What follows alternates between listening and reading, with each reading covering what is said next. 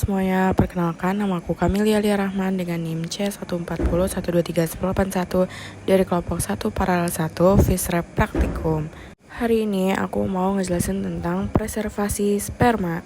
Menurut KBBI, preservasi adalah pengawetan, pemeliharaan, penjagaan, dan perlindungan. Preservasi sperma dapat diartikan sebagai pengawetan sperma. Pengawetan dapat meningkatkan daya simpan sperma dan menjaga kondisi sperma agar tetap berfungsi atau hidup.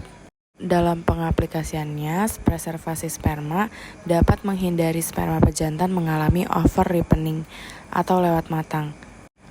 Pemijahan saat pematangan gonad yang berbeda antara jantan dan betina juga dapat dijaga. Preservasi juga dapat memudahkan pemindahan sel sperma. Pejantan tidak perlu ikut dipindahkan atau diangkut. Preservasi juga dapat menggantikan biaya pemeliharaan pejantan dan intensifikasi produksi benih. Kenapa harus preservasi sperma dan bukan telur? Preservasi sperma jauh lebih efektif dilakukan karena lebih mudah dan tidak sekompleks preservasi telur. Pengenceran sperma dilakukan dengan penambahan larutan extender. Larutan extender harus bersifat tidak beracun dan bersifat isotonik. Dengan itu dapat mempertahankan daya fertilisasi sperma, membatasi daya fertilisasi sperma, dan menyediakan sumber nutrisi bagi sperma. Rumus dari faktor pengencer adalah volume sampel ditambah volume pengencer per volume sampel. Penyimpanan sperma dapat dilakukan dengan short term dan long term. Short term dapat dilakukan dengan non-freezing, yaitu disimpan di dalam kulkas dengan suhu 4-5 derajat Celcius. Sedangkan long term dapat dilakukan dengan freezing, yaitu nitrogen cair suhu di bawah minus 180 derajat Celcius. Nah, ini butuh cryoprotectant. Apa itu cryoprotectant? Cryoprotectant ditambahkan agar tidak terbentuk formasi es yang mampu merusak sampel. Penyimpanan long term juga membutuhkan thawing. Apa itu thawing? Jadi adalah proses mencairkan sampel yang telah membeku. Setelahnya, sperma perlu dicek motilitasnya, adalah parameter yang memperkirakan waktu kelangsungan hidup sperma. Sperma dilihat pergerakannya, motil atau tidak motil.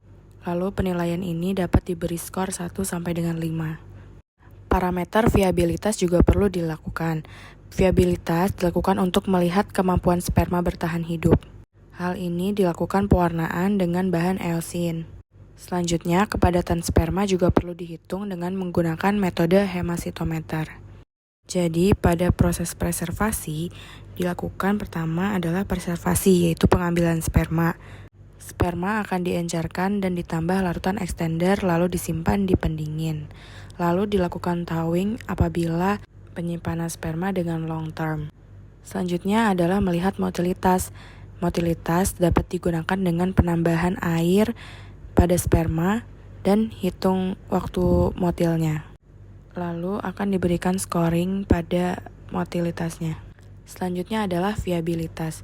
Viabilitas adalah penambahan pewarnaan eosin pada sperma. Lalu sperma diamati.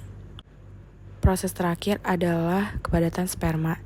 Untuk mengecek kepadatan sperma, dilakukan acuan dari sisi hemositometer, lalu hitung jumlah sperma pada tiap kotakan hemositometernya. Sekian dari saya. Wassalamualaikum warahmatullahi wabarakatuh. Terima kasih banyak sudah menonton video ini.